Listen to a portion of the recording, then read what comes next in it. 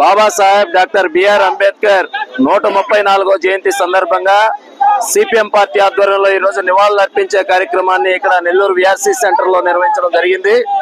ఈ రోజు నిస్సిగ్గుగా పార్లమెంట్ సాక్షిగా ఈ కేంద్ర హోంమంత్రి అయినటువంటి అమిత్ షా అంబేద్కర్ గారిని అవమానిస్తూ అంబేద్కర్ ఏదైనా దేవుడా, అంబేద్కర్ అంబేద్కర్ అంబేద్కర్ అని అంటూ ఉంటారని చెప్పి పార్లమెంట్ సాక్షిగా అవమానపరిచినటువంటి ఈ కేంద్ర హోంమంత్రి, ఈ పార్లమెంట్ లో ఉన్నటువంటి టోటల్ బీజేపీ నాయకత్వం అంతా కూడా ఈ రాజ్యాంగాన్ని మారుస్తాం, ఈ రాజ్యాంగాన్ని లేకుండా చేస్తాం, ఈ దేశంలో సనాతన ధర్మం పేరుతో వర్ణ వ్యవస్థని కుల వ్యవస్థని పునర్నిర్మిస్తామని చెప్పి ఈ రోజు బహిరంగంగా చెప్తా ఉన్నారు.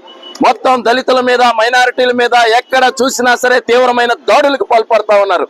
ఈ రోజు భారత రాజ్యాంగ నిర్మాత డాక్టర్ బిఆర్ అంబేద్కర్ జయంతి సందర్భంగా ఈ దేశంలో ఉన్నటువంటి బడుగు బలహీన వర్గాలు, ప్రజాస్వామిక వాదులు, లౌకికవాదులు అందరూ కూడా ఒక్క తాటి మీదకి వచ్చి ఈ మనువాదులు, ఈ బీజేపీ, ఆర్ఎస్ఎస్ మోకలు పాల్పడుతున్నటువంటి దాడులకు వ్యతిరేకంగా భారతదేశ ప్రజలందరూ కూడా మరో స్వాతంత్ర పోరాటం లాగా ముందుకు రావాల్సినటువంటి ఆవశ్యకత ఏర్పడింది.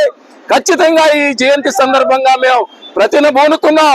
ఈ దేశంలో ఉన్నటువంటి దళితులు, గిరిజనులు, బలహీన వర్గాలు, కార్మిక వర్గాల పక్షాన ఉండి మార్క్సిస్ట్ పార్టీ ఉద్యమాలు, పోరాటాలు నిర్వహిస్తుంది.